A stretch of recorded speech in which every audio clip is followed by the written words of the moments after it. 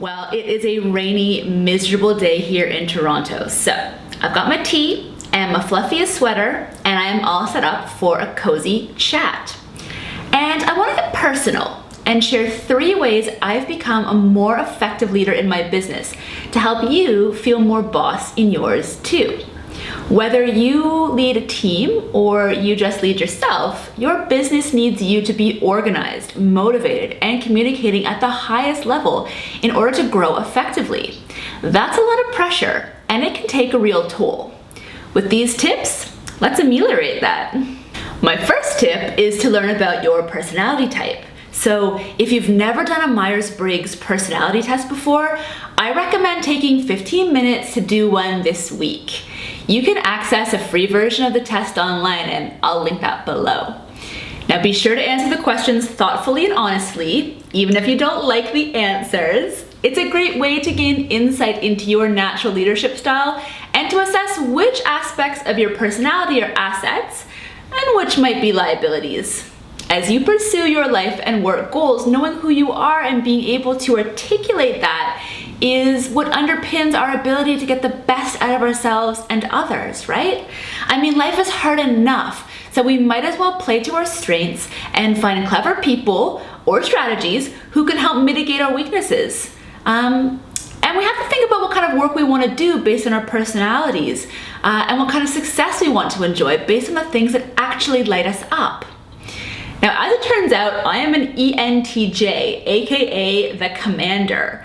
Now, only 1% of women and 2% of men on Earth are estimated to share this personality type. And from reading the eerily accurate description, that's probably a good thing.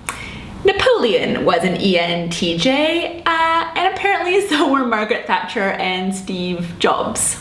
Well, here's what I discovered. ENTJs are direct and enthusiastic communicators, check, with a clear idea of what needs to be done and a take charge attitude towards organizing people and projects, check. We are strategic in our thinking and confident in communicating our vision.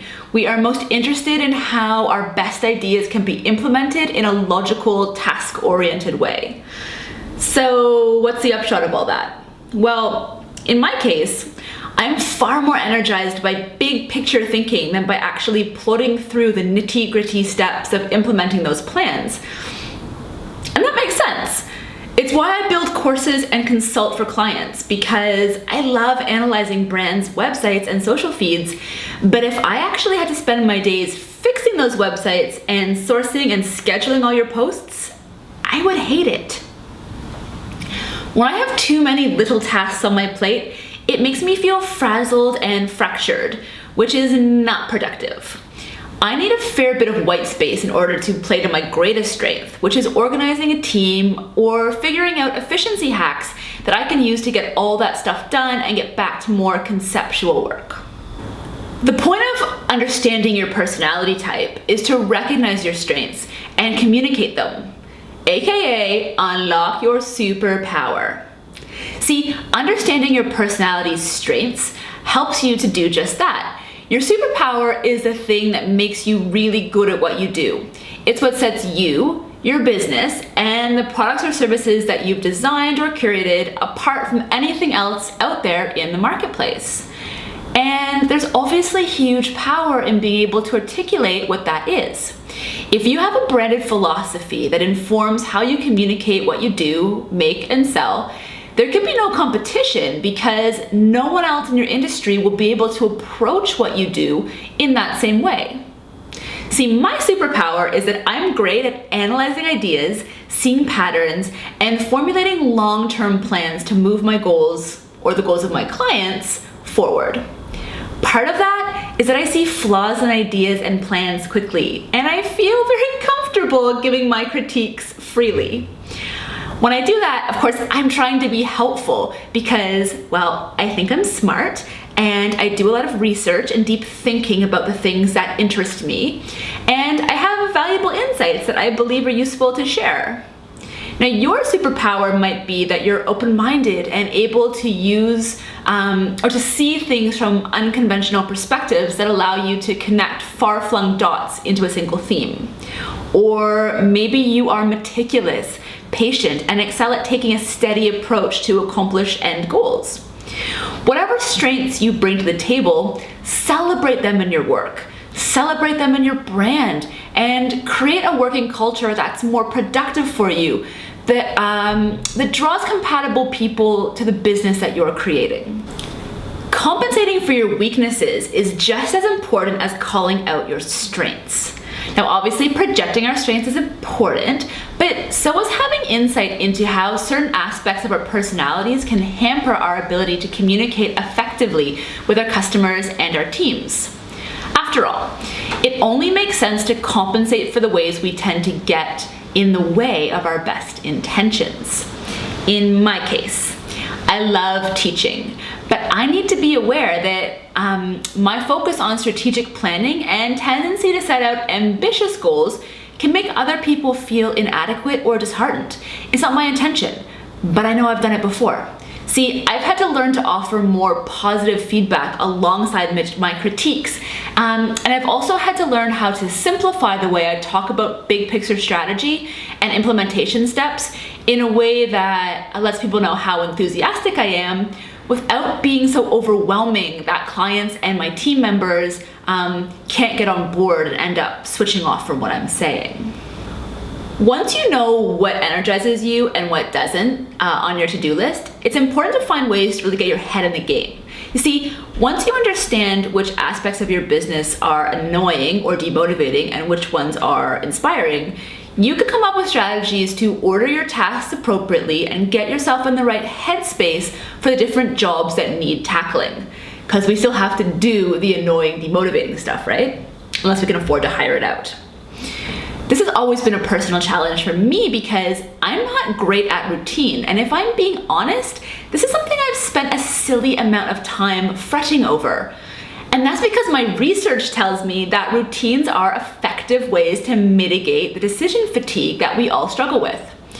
See, I believe that if I could stick to a structured daily schedule, that I'd be able to get all the low-level tasks off my plate more quickly and therefore have more time and space in which to prioritize strategic, creative decisions that feel more interesting to me. I basically think deep down that I'd be a better person if I could get up at the same time every day, meditate, eat the healthy meal I'd already prepped, and sit down to tackle my set tasks and all that, without being so influenced by whether I feel like it or not.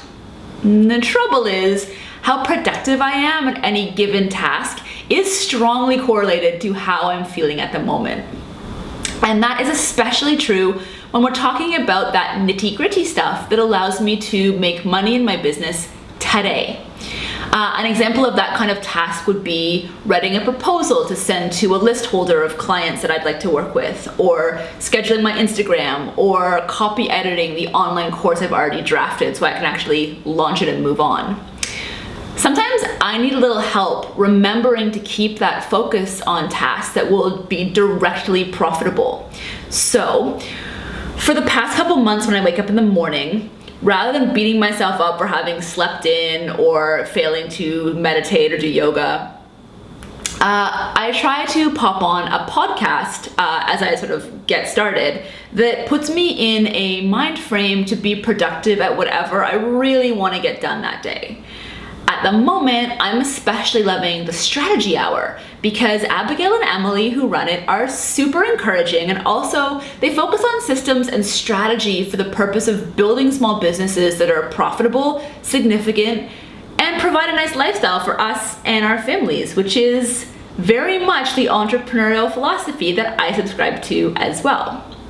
The point is, I think they're super smart and they make me want to double down on my productivity when I listen to them. If getting up and at the same time meditating, eating that healthy breakfast that you've prepped the night before, if all of that is something that you're able to do, I salute you. But if not, finding the next best thing that's free, like a reliable podcast, And using that to help get your head in the game when you don't wake up feeling like a boss seems like a pretty good strategy to me. My third tip is to put one system in place to organize your freaking life. So, the ladies who run the Strategy Hour also have an online course that has changed the way I approach how I get things done in my business. Using the project management software Trello, which is free and very easy, in the specific way that they recommend, has been the single greatest change I've made this year to propel myself towards my goals.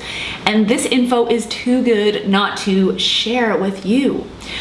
I'm embarrassed to admit that until about 2 months ago, I had my business plans, admin systems, passwords, and all the content I'm working on randomly scattered across Trello, Google Docs, Keynote, Pages, the Notes app on my phone, and about 5 different spiral notebooks that were sitting all over the apartment.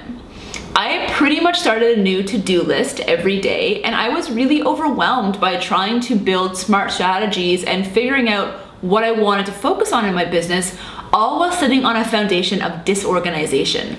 That's right, I was disorganized. If you ever feel overwhelmed by trying to keep track of your business, your clients, your projects, and your actual life, I'd highly recommend you sign up for Trello for Business. This video course shows you exactly how to set big picture goals and translate them into weekly tasks.